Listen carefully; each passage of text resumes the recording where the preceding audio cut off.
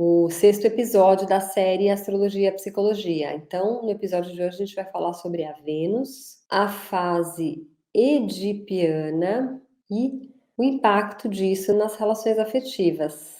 Vocês aqui que são amantes do autoconhecimento, amantes da astrologia, que são buscadores, né, de si mesmos, sejam bem-vindos a essa série Astrologia e Psicologia, Fases do Desenvolvimento da Personalidade. Esse aqui é o episódio 6, onde a gente vai falar então sobre a Vênus, principalmente, a gente vai falar de outros planetas também que estão relacionados à fase edipiana, tá? Mas principalmente a Vênus, a fase edipiana, que é uma das fases do desenvolvimento da personalidade, e o impacto disso nos relacionamentos afetivos, tá? Através dessa série, que já tem 5 episódios disponíveis aqui no YouTube, aqui no Instagram, você vai ter a oportunidade de compreender qual que é a visão da astrologia unida à psicologia e à espiritualidade sobre cada uma dessas fases do desenvolvimento da personalidade, que inicia desde lá da fase intrauterina até a fase lúdica ali, que vai aproximadamente uns 8, 9 anos, tá? Toda essa série, ela está sendo baseada nesse livro aqui, O Desenvolvimento da Personalidade, da Liz Green, e do Howard Sass-Portas, que são os fundadores da faculdade de astrologia psicológica que existe até hoje lá em Londres, essa faculdade, tá? Onde a astrologia é unida à psicologia, tá? Talvez você que esteja me assistindo aqui ainda não me conheça, então vou me apresentar aqui para você. Eu sou a Devaki, eu sou astroterapeuta com formação em psicologia e criadora do método Astrologia Vivencial, que é um método terapêutico, né, onde eu te ajudo a realmente vivenciar, colocar em movimento, realizar o propósito da alma que está ali no seu mapa astrológico, tá?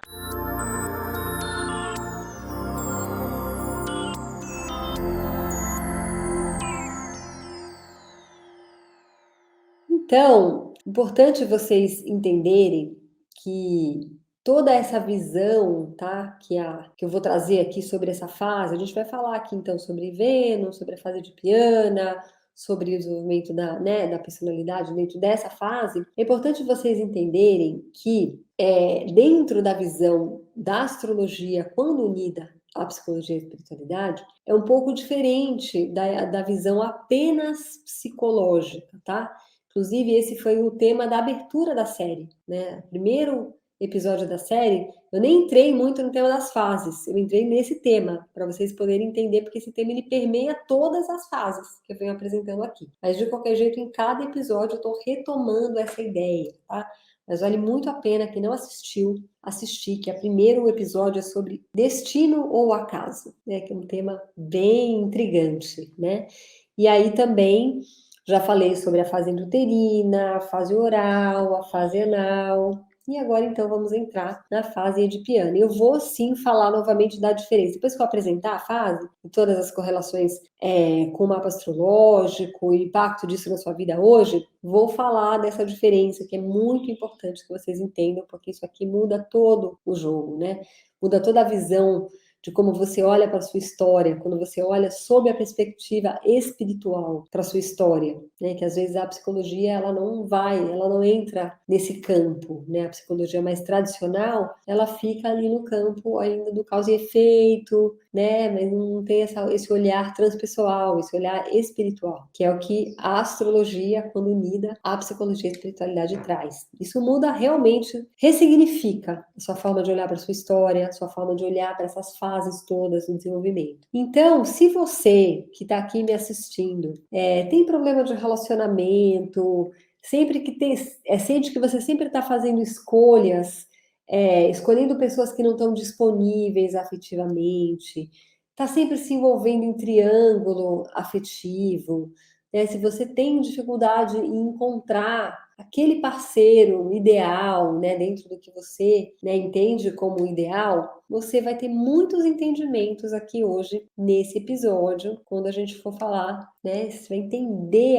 os motivos, as raízes, as origens dessas dificuldades na sua vida, tá bom? Então fica aqui comigo porque vai ter bastante entendimento aqui. Então, essa fase edipiana, ela vai aproximadamente ali dos 4 aos 6 anos, tá? Mas entendam que dentro das escolas psicológicas há controvérsias, tá? Algumas escolas consideram um pouquinho antes, ou um pouquinho depois. Isso às vezes dá, tá? Entendam que às vezes você vai pesquisar sobre essa fase em outro material, vai dar diferente, tá? Mas vamos trabalhar aqui com essa idade dos 4 a 6 anos, porque a gente vem vindo numa sequência, né? A fase oral, do 0 aos 2, dos 2 às 4, a fase anal, e agora então a fase de pena. Mas às vezes essas fases, elas meio que se mesclam, já começa um pouquinho antes, ainda finalizando o anterior, tá?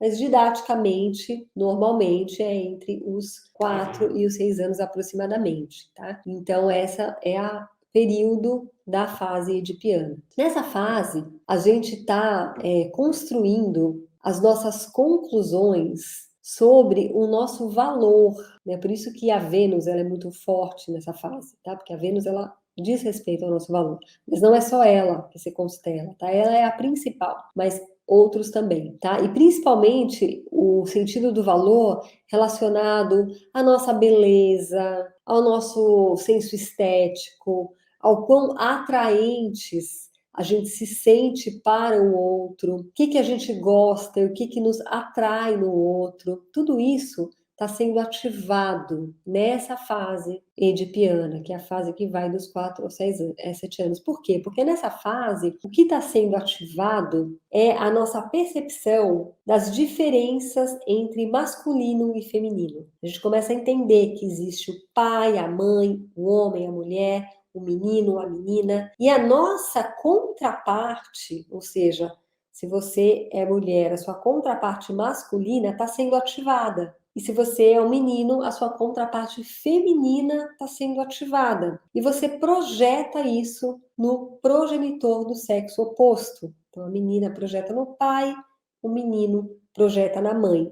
Por isso que outros símbolos que também se apresentam nessa fase no caso da menina, o Marte e o Sol, que ela vai projetar no pai, também é ativado nessa fase. E no caso do menino é a Vênus e a Lua também, né, que ele vai projetar na mãe, tá? Mas no sentido da construção dessa autoestima, do seu senso de ser atraente, eu não sei o que você gosta, essa coisa da atração pelo sexo oposto, essa vontade de conquistar o sexo oposto, que já vai sendo ativado nesse período, é mais a Vênus, tá? Por isso que o principal mesmo, a correlação astrológica principal dessa etapa é a Vênus. Mas o que vai acontecendo, né, nesse período? Como que isso vai se construindo? Basicamente, o que acontece é que você começa a ter consciência maior do pai nessa fase, né? Na fase anal, o pai já entra mais fortemente, você já começa a perceber a presença dele, e ele é uma presença muito importante, inclusive, para ajudar você a ir se separando da sua mãe. O pai tem essa função de te ajudar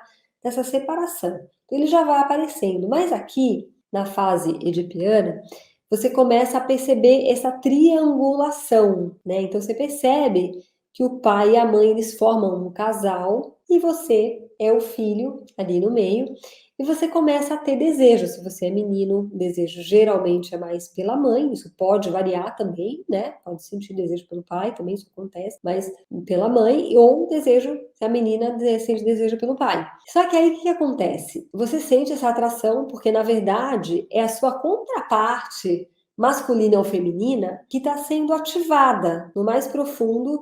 Você está conhecendo essa outra faceta da sua personalidade, a sua contraparte. Você projeta isso no pai e na mãe, e aí vai despertando um desejo por conquistar aquele pai ou aquela mãe. Só que aqui temos um conflito, né? Porque esse pai, essa mãe, ele já está ali, já tem a sua contraparte, né? Então você é filho do pai e da mãe, eles estão ali juntos. Isso pode acontecer também quando tem um padrasto, uma madrasta. É a mesma coisa, você vai projetar então naquele outro quem está te tirando, né? Então vai aparecer a rivalidade nesse período de piano que a triangulação acontece, que você experimenta o desejo pelo sexo oposto e você vai ter então um rival, porque esse sexo oposto ele já tem alguém. Quando não tem, porque às vezes tem o caso de não ter, isso também traz questões que eu vou deixar para falar mais para frente, mas só para vocês entenderem a dinâmica, né? O que, que vai acontecendo nessa relação. Então, você vai sentindo aquele desejo e aquela vontade de conquistar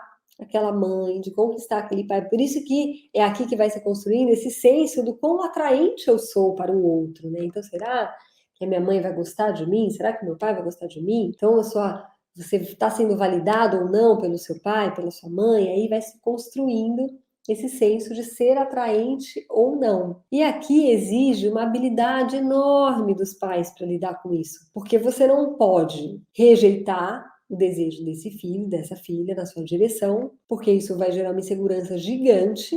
E isso às vezes acontece, e é por isso que às vezes a gente carrega essa insegurança até hoje na vida, né? Porque o pai rejeita, a mãe rejeita essa investida, né, da criança na sua direção. Você não pode rejeitar, mas ao mesmo tempo você também não pode acolher completamente, porque a criança nessa fase, ela precisa aprender a tolerar a frustração de que ela não vai ter a mãe só para ela não vai ter o pai só para ela. No caso do menino, da menina, né?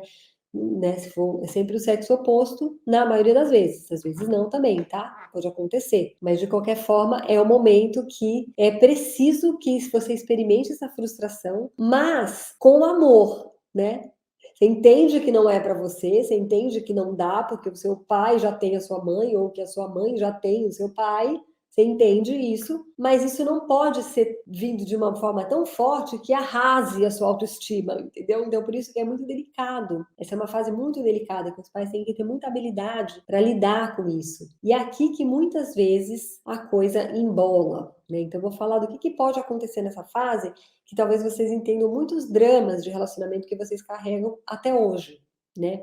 O natural, o saudável, seria então que essa criança percebe que, por mais que ela queira esse pai, por mais que ela queira essa mãe, não tem condição, porque ele já tem dono, né? E aí a resolução dessa fase acontece quando eu entendo que, tudo bem, eu não posso ter, mas se eu me espelho no progenitor do mesmo sexo, ou seja, se eu tento ser que nem a minha mãe para ter o meu pai, ou se eu tento ser que nem meu pai para ter a minha mãe, eu vou desenvolver aquelas qualidades, aquelas coisas que eu vejo no meu pai, e aí eu vou então entender que eu vou buscar em outro lugar, né? Então eu busco uma referência, eu tenho uma referência de um masculino e de um feminino, e eu vou em direção à busca dessa mãe, desse pai fora, né? Vou atrás de um parceiro para mim, né? Tolerando essa frustração. Quando isso é feito com amorosidade, né?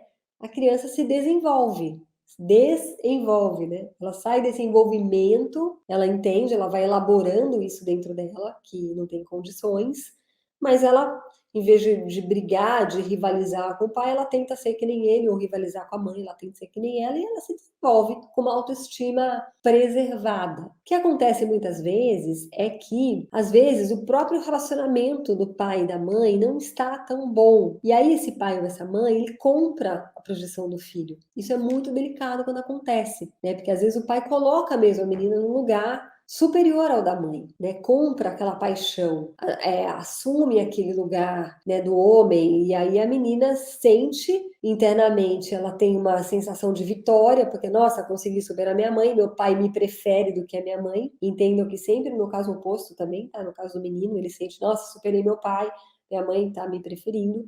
Quando a mãe compra essa projeção do filho e aceita essa paixão e coloca o menino como uma prioridade mesmo, o menino entende, ou a menina entende que venceu. E aí, num nível, isso é prazeroso, mas isso vem carregado de muita culpa, porque ele sente também que ele destruiu o pai, ou a menina destruiu a mãe. Então fica um conflito, né? Ela se sente culpada, né? E isso muitas vezes, sabe essa sensação que a gente tem às vezes na vida, que você não pode ser descoberto? Essa sensação, nossa, se descobrirem o que eu tô pensando, ferrou. Né, se descobrirem os meus desejos, ferrou. Isso vem dessa fase, porque tem muita culpa envolvida nesse desejo, porque no fundo o desejo é realmente destruir o progenitor do mesmo sexo para ter o progenitor do sexo oposto. Então dá muito conflito essa fase mesmo, né? E aí, quem aqui sente isso às vezes? Uma sensação de, nossa, não pode descobrir o que eu realmente desejo, o que eu realmente quero. É isso, vem dessa fase, porque você sente que, nossa, você vai ser destruído pelo progenitor do mesmo sexo, se ele souber.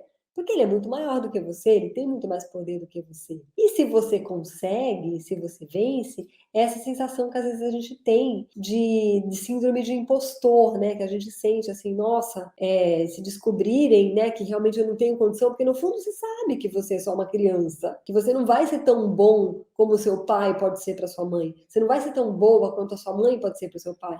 Porque eles sim são adultos, eles sim têm condições de dar, né, dar as necessidades, né, dar não, de suprir as necessidades desse pai e dessa mãe. Então você está carregando um peso, né, que você não tem condições de suportar, tá? É demais para sua idade. Por isso que é muito perigoso quando o pai aceita ou a mãe aceita essa projeção. Você carrega pro resto da vida essa sensação de que, putz, eu vou ser descoberto, vão descobrir que eu não sou tão boa assim, vão descobrir que na verdade eu sou uma farsa, eu sou uma fraude. Então são coisas que a gente carrega desde essa fase. Então é bem delicado. Vocês estão percebendo como vai construindo todo o nosso senso de valor, né, de ser suficiente ou não.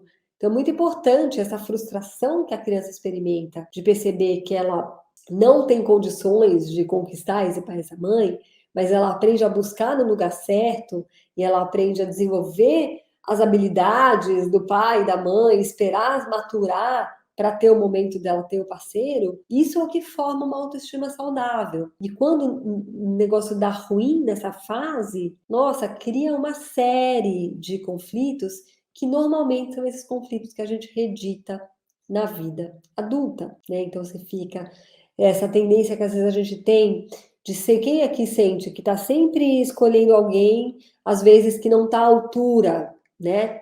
Isso tem a ver com a sensação de fracasso dessa fase. Nunca, parece que você nunca vai conseguir alguém, não, na verdade, o contrário, né? Quando você sente que você não está à altura de quem você gostaria de conquistar, é quando a sua autoestima foi arrasada nessa fase. Porque às vezes o pai também não sabe lidar com a investida do filho em direção à mãe, ele arrasa a autoestima daquele menino, ou vice-versa, a mãe também. Aí você vai sentindo que você não tem condição mesmo de conquistar ninguém, você não pode conquistar nem meu pai, nem minha mãe, não vou conquistar ninguém. E aí você cresce com esse senso de que você nunca está à altura para ser bom para ninguém, né? Mas às vezes, quando o pai ou a mãe compram, isso fica muito difícil porque você fica pro resto da sua vida preso na síndrome do filhinho da mamãe ou da filhinha do papai. E aí você cresce, o seu conflito na vida é que nunca ninguém está à altura do seu pai ou da sua mãe, né? Sempre esse pai, ele é tão idealizado para a menina, ele é tão perfeito, ele é tão o amor da vida dela, e esse pai comprou essa projeção, ou vice-versa, né? Às vezes a mãe comprou a projeção de ser a mãe perfeita para esse menino, que esse menino cresce um adulto que não pode. É como se ele sentisse até que ele está traindo a mãe, ou a menina que está traindo o pai, se eu consigo conquistar alguém, né? Que seja melhor que ela, ou que possa ocupar o lugar dela, porque esse lugar já está ocupado. Então você fica preso nesse complexo de Édipo, né? Porque no mito era isso, né? O Édipo ele realmente fica, né, com a própria mãe.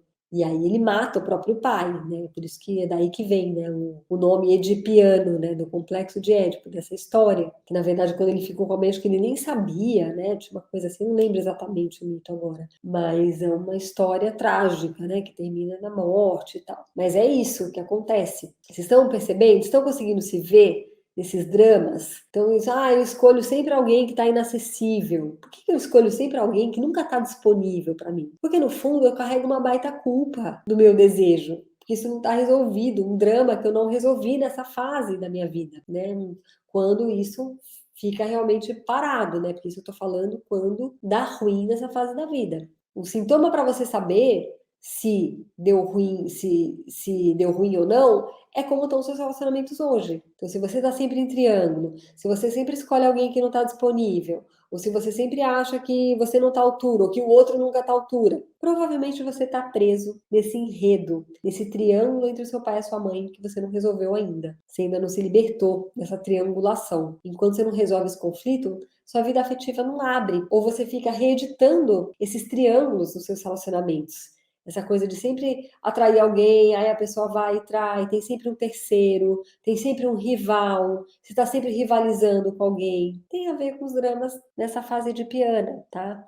Ele não sabia, mas o destino se cumpriu. Eu lembro que tinha uma coisa assim, ele não sabia, mas o destino se cumpriu, que é isso, né?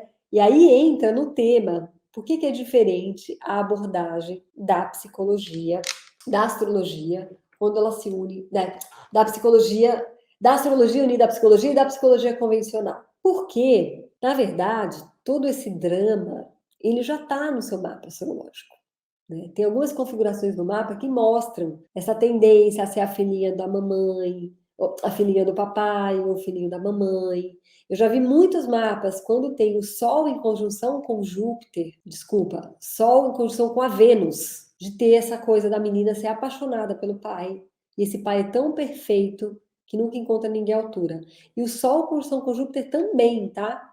O Sol quadratura com Júpiter, às vezes até o trígono mesmo, porque é tão maravilhoso esse pai, ele é tão perfeito, ele é tão incrível, que ninguém vai estar à altura. Então, mesmo um trígono, que é um aspecto considerado super harmonioso, ele pode manifestar essa faceta, porque é o arquétipo masculino da menina projetando no pai, e esse pai é muito maravilhoso. Eu nunca vou achar ninguém à altura. É lógico que isso precisa ser confirmado por outros aspectos do mapa. Aqui, é diferente dos outros episódios que eu consegui dar vários exemplos bem pontuais. Nesse caso, da fase de Piana, é mais delicado, tá? Dar exemplo, porque precisa ver muitas configurações. Tem que ver a relação de Vênus com Marte, né? Tem que ver, são várias coisas. É difícil falar uma assim pontual.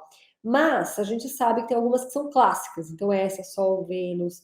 Quando a Vênus faz quadratura com Plutão, normalmente tinha muita, a criança pode ter sido usada como um joguete de poder ali entre os pais. Normalmente acontece essas questões mesmo de um provocar ciúme no outro, você entra em triangulação e provavelmente você vai reeditar triangulações na vida adulta, principalmente aspectos desafiadores entre Vênus e Plutão. Vênus conjunção Plutão, Vênus trígono também, tá? Vênus conjunção Plutão também. Então tem alguns aspectos que são clássicos, né? A questão da Vênus com Saturno pode trazer o tema de você sentir que você não é atraente o suficiente. Geralmente a rejeição foi grande quando você estava ali experimentando com essa investida do pai ou da mãe. Tá? Essas são as correlações astrológicas, tá bom? E aí, o que que é diferente, né? O que eu falei até agora, né, quando eu contei sobre a fase, sobre o que acontece nessa dinâmica com o pai e com a mãe, e como isso impacta na sua vida adulta, com esses dramas que você redita, isso é a visão da psicologia, tá? É a explicação psicológica, que quando você escuta isso, fica muito causa e efeito, né? Ah, então eu passei por isso e hoje eu vivo isso por causa do que aconteceu lá atrás. Só que sob o olhar da astrologia, né, e da espiritualidade, a gente inclui o fator destino, porque está no seu mapa. E o seu mapa, ele mostra o programa da sua alma. Se você veio com algum desses aspectos que eu citei, ou que outros que eu não consigo citar todos aqui, ou seja, se isso está demonstrado no seu mapa que você veio passar por dramas nessa fase de Piana, porque isso faz parte do desenvolvimento do espiritual, da sua alma. Você precisa, você escolheu passar por alguns desafios, superar alguns desafios com esse tema, porque faz parte da sua evolução passar por isso. É claro que você vai encarnar numa família, encarnar num casal, né, pai e mãe, que vai te ativar essas questões que você precisa trabalhar. Então, é transpessoal. Você já encarnou nessa família por isso. E mais, você vai ser mais sensível aos momentos que seus pais trouxeram esse drama. Pode até ser que eles nem tenham trazido tanto assim, mas você vai registrar mais os momentos que isso se constelou, porque faz parte da sua história. Ou ainda posso ir mais longe e dizer que você pode ter projetado coisas que eles nem fizeram, mas você enxergou desse jeito, você se sentiu rejeitado quando nem houve rejeição. Isso pode acontecer também, porque faz parte da sua história. Então, o mapa, ele mostra mesmo o óculos com o qual você veio enxergar a realidade. E essa visão, ela é libertadora, tá? Pode parecer uma coisa, nossa, destino, então ferrou, já estava determinado, não tem o que fazer. Ao contrário, tá? É porque você veio com esse destino, com essa programação kármica, porque você tem condições de superar isso. Porque faz parte do seu caminho evolutivo ir além dessas questões. Então, você também chega aqui com os recursos que você precisa para superar esses desafios kármicos, tá? O karma, ele não é punição. Fiz um post hoje falando sobre isso, e eu sempre faço postagens aqui falando sobre isso, que o karma não é ruim, que o karma não é negativo, que o karma apenas apresenta os aprendizados da alma, que uma vez superados se tornam, inclusive, pontos fortes, dons, tá? Livre-arbítrio. Então, o que é o livre-arbítrio, né? Livre-arbítrio, na verdade, é você fazer de bom grado o que está nos programas da sua alma, o que já está ali, qual é o seu destino. O que você faz compreendendo o ensinamento que está por trás. Porque tem coisas que realmente você acordou antes de encarnar, que você ia passar, entendeu? O Hélio está falando, Devaki, eu sou gay. Há indícios, padrões que podem indicar homossexualidade no mapa? Olha, eu nunca estudei isso a fundo, tá? Mas eu normalmente quando eu olho o mapa, eu vou além dessa história, porque não importa tanto, sabe, se é homem, se é mulher, se é gay, se é trans, porque na verdade os arquétipos, independente de você ser gay, você ser trans, você ser homem, você ser mulher, todos carregamos os arquétipos masculino e feminino, essa polaridade que a gente vem integrar, que o Jung chamava de ânima, de ânimos, né? Então a ânima é o componente masculino na psique da mulher e o ânimos é o componente masculino na psique do homem. Mas todos temos esses componentes masculino e feminino, independente do gênero, independente, né, da direção, né, que essa sexualidade toma, se você vai ser atraído pelo mesmo sexo ou não.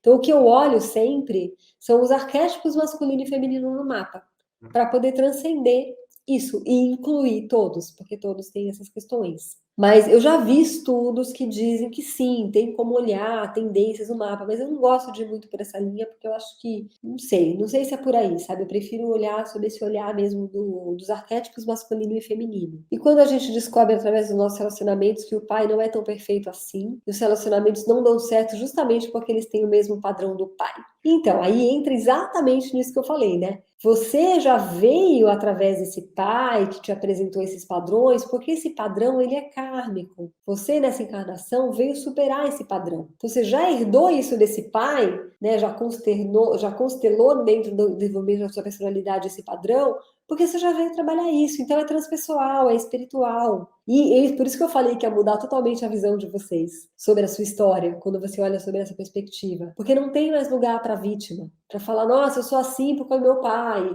eu sou assim porque é minha mãe. Não, são questões que você veio trabalhar, entende? Você, enquanto ser em evolução, trouxe esses temas para trabalhar. Então você já veio nessa família por isso. Por que eu falo isso? Porque está no mapa. E o mapa, ele antecede o que você passa no desenvolvimento da sua personalidade. O mapa é quando você nasce. E o mapa de quando você nasce mostra, inclusive, coisas da sua vida uterina, que já foi. E o mapa está mostrando. Então, olha só como parece que já vem mesmo com o programa, né? E eu falo isso porque, gente, são 30 anos fazendo mapa das pessoas. Mais de 30 anos. Fazendo mapa das pessoas e vendo o quanto bate o mapa com o que elas passaram na vida. Não estou falando aqui de um achismo, estou falando de experiência na prática, meu dia a dia isso, é dia a dia de um monte de astrólogo, né? Então é incrível a precisão do negócio, sabe? Devaki, quando os relacionamentos dos pais teve muito conflito, judicial, discussão, ofensas, como isso influencia a vida adulta dessa criança? Plutão na casa 7 e Sagitário tem a ver? Com certeza, né? Você vê como é que é, né? Você tem o Plutão na 7. Plutão na 7 indica que uma das coisas que você veio trabalhar nessa vida foi a questão de fazer um bom uso do poder. Plutão tem a ver com poder. E que isso vai ser apresentado lá na 7, ou seja, que quando você se relaciona com o outro, porque a casa 7 é a casa de relacionamento, você encontra Plutão. Quando você vai para a relação com o outro, se depara com as disputas, com as tendências à manipulação, com tudo isso. Você, enquanto alma em evolução, veio trabalhar esse tema. Aí você já veio numa família onde tinha todo esse conflito, tudo isso, porque você precisava de um receptáculo para projetar tudo isso, para ver, para aprender sobre isso, para ver como não fazer, para ver se aí você faz diferente nas suas relações. Só que até conseguir fazer diferente, tem uma tendência a reeditar. Então, normalmente, enquanto a gente não coloca consciência, a gente fica reeditando os nossos dramas infantis. Por isso que é importante estudar a infância, estudar os padrões que podem ser instalados em cada uma dessas fases que eu vim traduzindo para vocês aqui ao longo dessa série. Porque quando você não conhece a sua história, esses dramas, essas coisas não resolvidas, elas ficam inconscientes. E aí você fica reeditando na vida adulta. Olha, eu posso afirmar para você, porque isso é matemática psíquica. Assim, tudo que você experimenta de desconforto, de sofrimento, de coisas que você não consegue resolver na sua vida hoje, pode ter certeza que são questões não resolvidas na sua primeira infância e que você está tendo uma oportunidade de resolver na vida adulta, por isso que repete. A repetição, ela não é uma punição. Repetição é uma oportunidade que a vida te dá de novo, generosamente, de você se libertar desses padrões. Só que para você se libertar, você vai ter que fazer a ligação. Em algum momento você precisa parar, olhar para a repetição e falar, nossa, está repetindo de novo. O que isso tem a ver? Qual que é a origem disso? Deixa eu ir buscar no lugar certo, em vez de ficar tentando mudar as circunstâncias externas, que normalmente é o que a gente faz, a gente se perde nisso. Em vez de olhar pra gente, por que a gente está atraindo aquilo, a gente fica tentando controlar o externo, controlar o outro, controlar as circunstâncias, controlar tudo, né? Isso quando você tenta controlar o outro e as circunstâncias externas, você perde poder, porque você não tem poder sobre o outro, você só tem poder sobre você. Você só pode trabalhar a sua própria história, refazer as suas próprias escolhas, entende? É isso que a gente trabalha profundamente lá no meu método, Astrologia Vivencial. Eu vou te ajudando nessa jornada de você ir ressignificando a sua história, de você pegar onde você está se sabotando na vida hoje. Esse próprio eu sabotador, ele vai te revelando qual que é o drama. Você vai puxando que nem um fio, assim. Ele vai te contando da onde que ele se instalou, do que ele tá te protegendo, qual que é o drama, qual que é o conflito, do que ele tá querendo proteger, que você sinta. E aí você vai desenvolvendo a habilidade de sentir, porque quando você era uma criança, você não tinha a habilidade de lidar com esses conflitos. Você precisou desenvolver um monte de defesa. E essas defesas psicológicas que foram extremamente importantes e te salvaram psiquicamente para você ter saúde psíquica até hoje, elas foram eficazes lá quando você era uma criança, hoje são os bloqueios da sua vida. É por causa dessas defesas hoje que você reedita padrão, que você está respondendo ainda como uma criança, entende? Você ainda não atualizou o programa, ainda não atualizou o software. Eu te ensino no meu método, no meu programa, é te ajudar a fazer essa atualização do software. Entenda que esse foi o seu drama lá na infância. Sinta o que você tiver que sentir e deixa para trás esse padrão. Ele foi útil para você lá atrás. Hoje ele é um estorvo. Hoje ele te sabota. Hoje ele trava a sua vida, entende? Saturno na entrada da casa 7, Saturno na 7 também vai mostrar que é desafiador. Onde a gente tem Saturno é onde a gente tem nó kármico, né? Quando os pais são separados e desvalorizam um ao outro. Às vezes sinto que fiquei muito identificada com a minha mãe. Aí você compra, né, a drama da sua mãe e aí você vai ficar achando que homem é ruim, que homem não presta, porque a gente generaliza, né? Isso que é história. Então, você vai dar algum curso de astrologia e psicologia? Então, eu tenho as jornadas terapêuticas, né, onde eu te ensino a vivenciar tudo isso na sua vida. É muito mais legal que o curso, porque você vai trabalhar, vai resolver as suas questões.